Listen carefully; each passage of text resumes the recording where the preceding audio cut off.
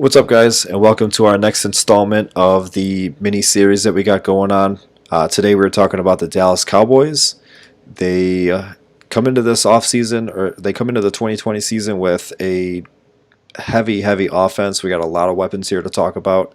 We'll start off with their quarterback, Dak Prescott, coming off of 4,900 passing yards. I got him taking a little bit of a dip this year, but still being up in there in my top five as far as overall quarterback rankings go. About 4,500 passing yards, 27 touchdowns, 9 interceptions, 300 rushing yards on the ground, and another 5 touchdowns on the ground. He's been really good in the running game. His first 2 seasons, he ran for 6 touchdowns in the each season, and then last year he kind of took a little bit of a dip. But he's an excellent overall fantasy quarterback. He's a really good, just real life quarterback too. He's got a lot of weapons at his disposal. We're going to talk about them throughout the course of the show. His offense just overall it could put up the most points in the league this year, just based on all the weapons that they got. But what are your thoughts on Dak Prescott? And he really has no threat behind him. Looking at the depth chart here, Andy Dalton they signed. yeah, they got Andy Dalton, but he's not really there to take Dak's job. He's there more for insurance. They gave him a decent contract. I think it was only, what was it, 1 year for what, 12 million or so. Yep, it was a good deal. But yeah, I mean, he's not there to just take Dak Prescott's job. They're still trying to figure out a way to pay Dak and keep him under contract. But if Dak decides to walk and Andy Dalton ends up coming in, he's not going to walk during the season, obviously. But if they decide to part ways, or something happens where Dak isn't playing, Andy Dalton is a nice next man up. But this is Dak's team, at least for 2020. And what do you think about him?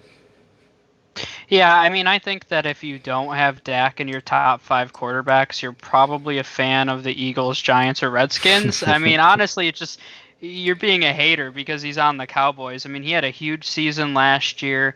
He was a second overall QB, and a lot of seasons, when you go back and kind of look historically, he would have been the number one fantasy QB quite a few different years. So, I mean, he had a huge season with 4,900 total passing yards.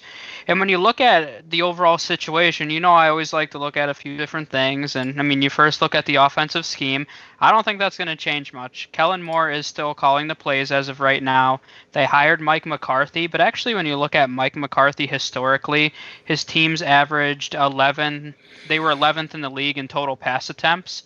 And actually, funny enough, that's where Dallas was last season. So I actually think that this offense is going to be very similar to what we've seen, even if Mike McCarthy has his hand in there a little bit. And if anything, Jason Garrett's not there. So that has to be a positive for him. So when you look at his weapons, I would say even with the loss of Jason Witten and Randall Cobb, I think these weapons are better than last season. I mean, even with CeeDee Lamb coming in as a rookie, he's better than Randall Cobb. I mean, I sorry if that offends somebody, but CeeDee Lamb is super talented. And same with Jason Witten at this point in his career, as crazy as this may seem to say. I think that Blake Jarwin and Jason Witten, it's not as much of a downgrade as people realize. I mean, Jason Witten's, 37, 38 years old now? He's not top peak Jason Witten anymore. So their offensive line is still top notch. They lost Travis Frederick, who retired. I mean, he's an all-pro center, but he was terrible last year. He came off that pretty severe illness that he had, and he just didn't look the same. So if anything, they could improve at the center position this year, and they're always a top five line. So between the weapons, the scheme, the offensive line, I just can't find a reason to hate Dak. Yeah, and I mean, we might as well just go right into the offensive line, and then just skip them when we're supposed to talk about them. But yeah, they got Tyron Smith still there, Zach Martin's still there, Lyle Collins is still there. They actually drafted probably the number one center in the entire draft. It was pretty offensive tackle heavy, but they didn't draft an offensive lineman until the fourth round. But they got Tyler Biadasz out of Wisconsin, who, I mean, Wisconsin they just groom offensive linemen, and I think he was rated up near the top as far as interior offensive line. Well, centers go, because there was a couple of guards that were rated above him, but he was one of the top centers in the entire draft, and they got him in the fourth round. So even if he could step in and take over that role that was vacated at the center position, they might lose a little bit of a step, but you're not losing much there. Going into, let me just get your thoughts on Andy Dalton real quick because he has been a starter in this league. He started for many Mhm. years in Cincinnati. Obviously, it's Dak's team, but is there any drop back if Dak misses time or if something happens where, hey, we're not coming to an agreement, we're just going to trade you, anything like that where Andy Dalton is the quarterback? I mean, honestly, not much. If anything, maybe they'd be a little more run heavy. But I mean, Zeke's already dominant. So I mean, how much can you really raise Zeke more than he already is? So if anything, I really don't think so. I mean, I think the team around the quarterback is so strong. It's one of the reasons, and this is a whole different conversation. I don't think the Cowboys should sign Dak long term. I mean, I think you could plug Andy Dalton in, and this offense would run pretty close to how it does now. All right, perfect. And then so now you already mentioned Zeke. That's our next position as running backs. You got Ezekiel Elliott, and if you listen to our running back show, which came out, I think it was about a week ago, we talked about him. He came in at number 3 on our running backs rankings. Behind him is Tony Pollard, who is one of the better handcuffs that you got in the league. He's going to come in there on some downs and take a little bit of pressure off of Zeke. But this is Zeke's team. This is Zeke's show. As much as they got Dak Prescott and throwing the ball to those receivers that we're going to talk about. This is Zeke's team. He's the heart and soul. He's been doing it since he came into the league back in 2016 when Dak came into the league, and that's yeah, I mean, there's really not much that you can say about Zeke if he doesn't really have any injury issues. So it's not if he stays healthy. It's when he's on the field. He just you can't overlook him. He only missed games because of suspension in his career, but the other years he's been better than awesome. I mean, he's elite. There's really nothing else that you can say about him. Yeah, and I mean, yeah, you already kind of mentioned it, but what else is there to say? I already mentioned the offensive scheme. They're going to use Zeke. He's had 300 carries every year except that one season you mentioned, and he was on pace to actually beat his career high in carries that year. So I mean, they're going to feed him. They always feed Zeke. That's a big part of what their offense does. Their offensive line is elite. Everything around him is elite. Every year in his career, he's been anywhere between 1,700 and 1,900 total yards, right around 12 to 15 touchdowns. He had one year where he had more, but I mean, he's elite. There's nothing else you really can say. He's in a great situation. If there's one guy, and I'd say McCaffrey's the same way. Barkley missed a few games last year, but those two guys are guaranteed to be top 5 backs as long as they play a 16-game season. I know we don't like saying that, but that's a reality. Is if they're there 16 games, those are two guys, they will be top 5 options, and I'll bet every dollar I have on it. Just quickly mentioning some of the other guys on the depth chart, really the only one worth mentioning is Tony Pollard. I'm kind of interested to see where his career goes. I was really impressed with Tony Pollard. And I think there's certain guys for me that just kind of pass that eye test. I mean, you watch him and you're like, who was that guy that just touched the ball? Because I mean, he was explosive in his limited playing time. And I say limited, but at the same time, he had 550 yards last year. And I don't think a lot of people realize that Zeke was still involved and was the man. But every time they gave Tony Pollard the ball, I mean, he was explosive. And I can't emphasize that enough. So it's kind of interesting when I looked at his metrics. His metric comparison is Kenyon Drake. So if that says anything about the kind of talent he has, I'm kind of interested to see where Tony Pollard goes in the future. Obviously, he's stuck behind Zeke. Zeke's only 25 still. He's gotten paid. He's not going anywhere. So this is a guy when he's a free agent. He's probably a good buy low candidate in dynasty leagues and see what happens. Yeah, I mean, for at least the immediate future, I wouldn't even call it a 1-2 punch. I'd call it like a 1-4 punch because you're going to get Ezekiel Elliott 3 times out of 4, and then Tony Pollard's going to come in.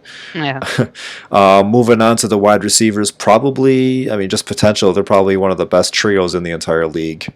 Amari Cooper, who came over from Oakland last year or 2 years ago at the trade deadline.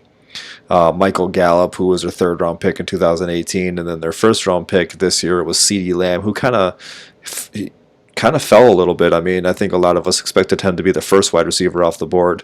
Vegas kind of screwed that up by taking Henry Ruggs, leaving Jerry Jeudy to go to Denver at 15, and then 16 was there. CeeDee Lamb just staring right down at right in the Cowboys' face, and I think a little bit has to do with okay, we got some time on we could maybe expend Michael Gallup over the next year or two, and a little bit was our biggest division rivals need a wide receiver, so we're just going to take a wide receiver here. Mm-hmm.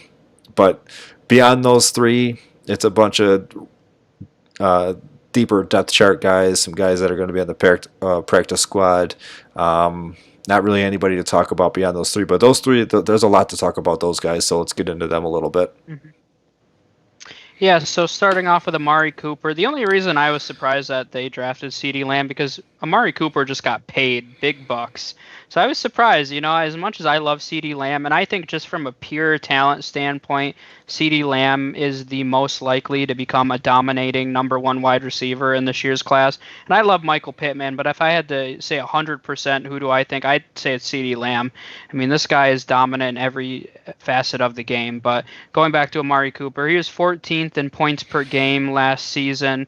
Him and Dak have a great connection. We've seen that. I mean, the biggest thing that worries me still, Amari Cooper led the league in drops last year. I mean, obviously that's a big concern.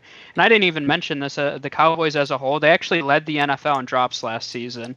So that's one of those things where, we talk about Dak and his success, and he's still they led the league in drops, so that's kind of an interesting point of conversation there. But 14th in total points per game. He's being drafted as the 13th wide receiver off the board, so realistically I think that's very fair. Michael Gallup I think is a much better value. He was 17th in points per game last season, and he's currently the 32nd wide receiver off the board. Kind of going into that quickly, I think a lot of people have that stigma that, oh, they have too many weapons. There's a lot of mouths to feed. And don't get me wrong, those are three alphas that they need to feed. But Jason Witten had 83 targets. Randall Cobb had 83 targets. The Cowboys are second in the NFL in vacated targets for 2020. I mean, that's significant. They have 190 total targets they need to make up. And obviously, that's assuming they have the same passing volume as last year. But I really think it's going to be similar. Even if they have 20 less attempts, we'll say, that's still 170 targets that need to go somewhere. So I think a big chunk of those are going to go to CeeDee Lamb, and I'll talk about that in a second. But I think Michael Gallup could have even more targets this year. And the fact that he's going as the 32nd wide receiver off the board is kind of crazy right now. And it's just that perception. But, I always tell people, that's why I like my stats. You go into it and you say, okay, Michael Gallup's going to regress because they drafted CeeDee Lamb. Okay, I mean, but that's not necessarily true when you really start to break everything down. So I like Michael Gallup's value a lot as a 32nd wide receiver off the board. In terms of CeeDee Lamb, he's currently the 41st wide receiver off the board. I think that's very reasonable. And I know our boy Apex doesn't like the rookies this year, but when you're the 41st wide receiver off the board, I mean, he's legitimately going in that range where we have league mates taking kickers and defenses. So, kicker, CeeDee Lamb, it's CeeDee Lamb. And it's kind of interesting. When I looked, I was like, okay, let me compare, because at the worst, I think he's going to replace Randall Cobb's numbers from last year. And he's so much more talented. I think he's going to be much better than Randall Cobb. But Randall Cobb was the 44th wide receiver in terms of fantasy points last year. So he's basically going where Randall Cobb finished last year. And CeeDee Lamb is I can't even emphasize how much better he is than Randall Cobb. And that's not a knock against Randall Cobb, but CeeDee Lamb's a dominating number one wide receiver. So I love CeeDee Lamb's value. I think he's primarily going to be running in the slot where Randall Cobb was running his routes. CeeDee Lamb ran about 50% of his routes out of the slot at Oklahoma. So I love CeeDee Lamb. I think he's in store for over 100 targets this season in this offense, between 83 that Randall Cobb gave up and then 83 from Jason Witten, and those were shorter routes as well. So even if he takes only 20, 30 of those, he's already over 100, maybe 115 targets for the year. So I like CeeDee Lamb's value a lot this season, and overall, I think Cooper is about fair, but I really like Michael Gallup and CeeDee Lamb's value. Yeah, no doubt about that. CeeDee Lamb obviously is going to be one of your first round dynasty draft pick, or not dynasty, but first round rookie draft picks in your dynasty leagues. Gallup, we could realistically, like I said, we could possibly see him on another team in another year or two. I don't know exactly what his contract situation is. He's still under his rookie contract right now, but so he could be traded and get some good value for him. Somebody get him on the last year of his rookie deal and then be able to negotiate with him, or he could be gone in free agency in 2 years, depending on what happens with CeeDee Lamb. But I mean, to have this trio of wide receivers, you'd be fine with any one of these three.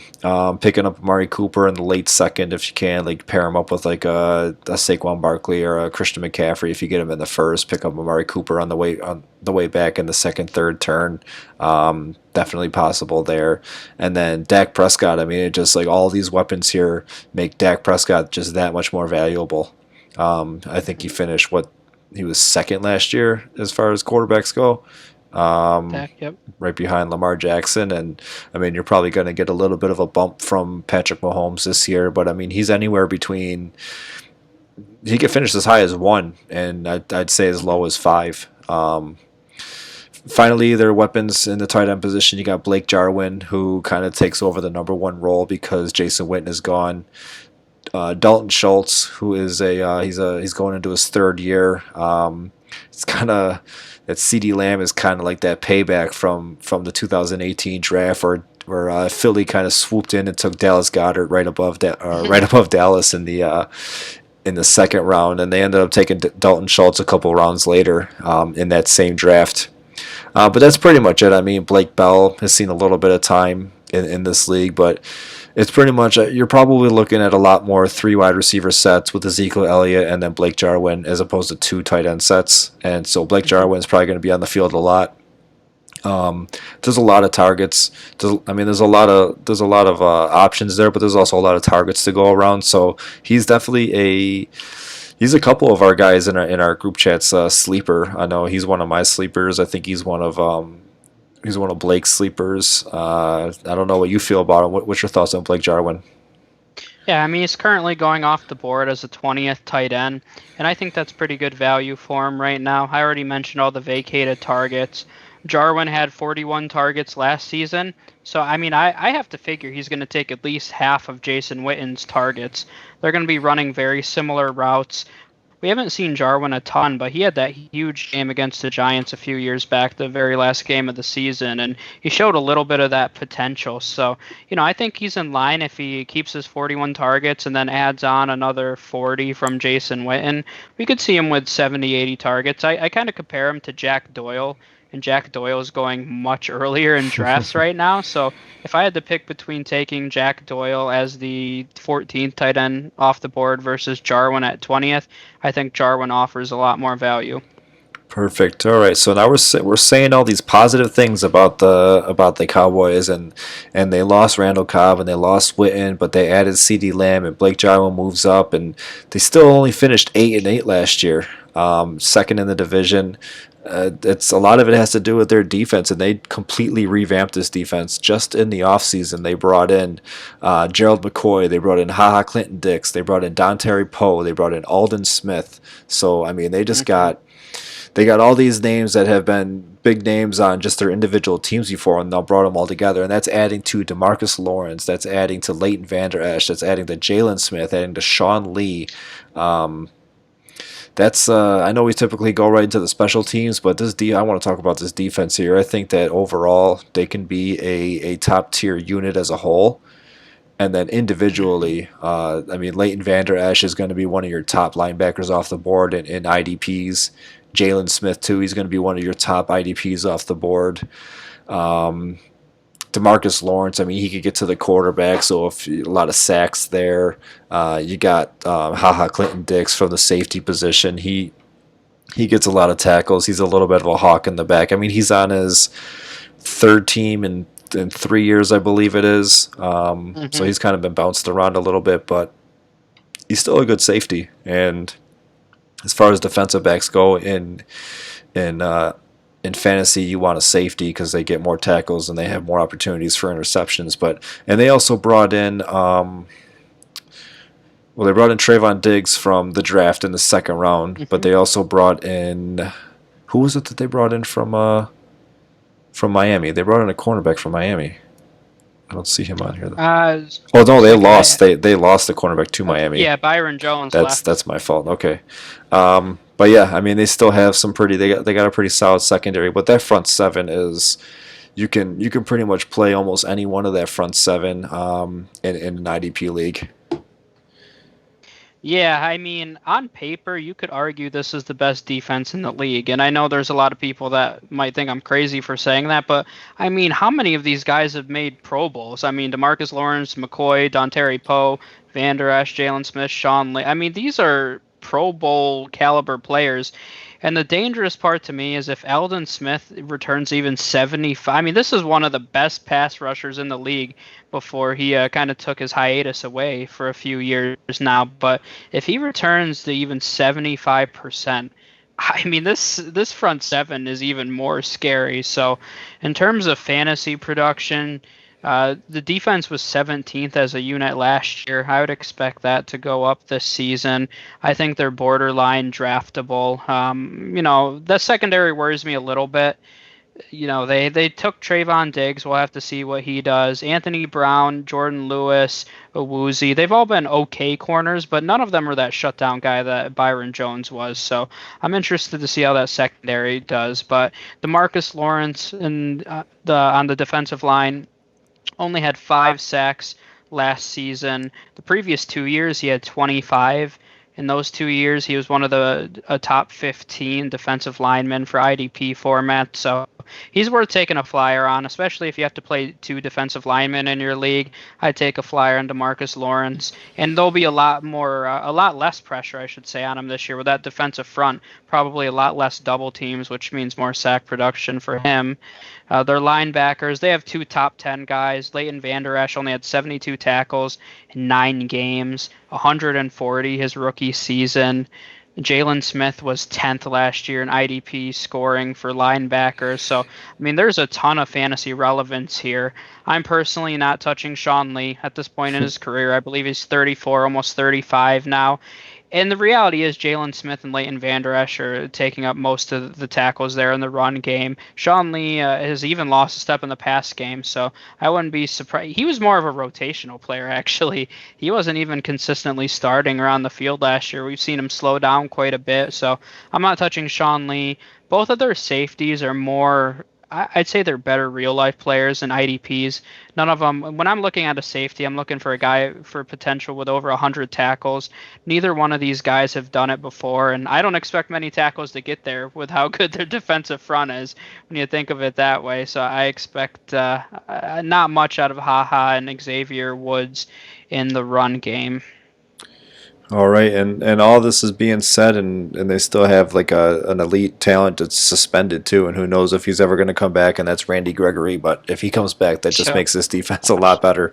And the final thing is their special teams. They got a couple of kickers here that have kicked in this league. One of them, one of the better kickers in the league, Greg Zerline, and then they got Kai Forbath behind him. So who knows who's going to be kicking there? It's probably going to go to Greg the Leg, but and that's, I mean, it's in a dome too. They play a lot of their game. Well, they play all their games in the dome, and then they got Giants, Philly, and Washington. They play outside, so at least eight of their games are in the dome. They actually open up in L.A., which is okay. also a dome, so that's at least 9 games at least. So some good kicking there. What's your thoughts on? Obviously, you've had him as a Rams fan on Greg the Leg, but what are your thoughts on the Dallas kicking game here? Yeah, I mean, I love Greg Zuerlein. Maybe I'm a little biased, but he definitely has one of the biggest legs in the NFL. I mean, I've seen him kick 60-yard field goals with ease quite a few times, so he definitely offers a lot in that department for fantasy production. And he was the 11th best kicker last season with the Rams. He played a full 16-game season. The Cowboys' offense is better, so I expect him to have even more opportunities this year. And I would say he's definitely draftable. He's probably a top 10 kicker. You already mentioned playing in a dome. Probably, I'm assuming they play more than just the Rams on the road in a dome. So 10 plus games in a dome this season. Great offense, big leg. He offers a lot of upside there. And then the other thing that we like to bring up in special teams is your kick and punt returners. One of their kick returners is Tony Pollard. So if you are a Zeke owner, or even if you're not a Zeke owner and you want to grab Pollard a little later, and you get points in the return game, that he might end up offering some upside there. The tricky thing is when are you going to have him in one of your starting lineups? But in a best ball league or something like that, he's on your roster. He could get you some points in the return game. So, as I mentioned already, they finished 8-8 last year, second in the division behind the Philadelphia Eagles. They did not make the playoffs, and yeah, They did not. no, they didn't. I just had to double check. They did not make the playoffs. It's, I mean, pretty disappointing for how this roster looked. And I mentioned a lot of like defensive players that came over in free agency, so it definitely was different a year ago. So they look to have improved in that department. Not to say that their defense was the reason that they didn't make the playoffs, but their team overall should be better this year. Where do you see them this year as far as finishing, and do you think they're going to be better than 8-8? Yeah, I mean, I love the Cowboys roster. We mentioned that I mean, we've talked pretty extensively about the offense. I mean, that's a an explosive offense with a great offensive line. And I mean, as much as I hate the Cowboys because we all love to hate the Cowboys, I mean, that's just part of being a football fan, I think. But I mean, this roster is arguably the most talented in the entire league.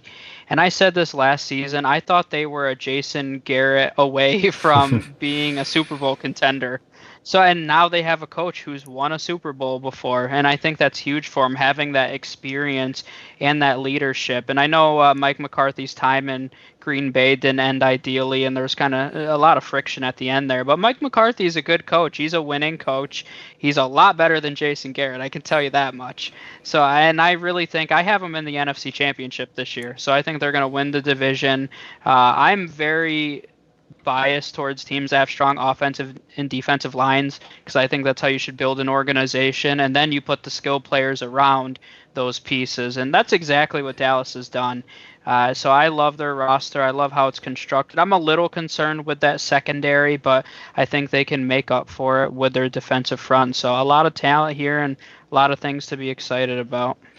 Yeah, I can definitely see them. It's going to be a two-horse race. I mean, the Giants really aren't just there yet, and the Washington football team is a little behind. So it's going to take a little bit of time for them to catch up. But it's going to be basically between the Eagles and the Cowboys. The Eagles' defense definitely has some improvements too. Their offense has a lot of improvements, but I think the Cowboys are the better team in this division. As much as I hate to say it, I'm not a Cowboys hater either, but I do like the Eagles, so I'd rather have them win. But I think it goes in the Cowboys' direction this year. I could see like an 11-5, 12-4 record, and the Eagles kind of right on their tail at 10-6. But Cowboys take the division.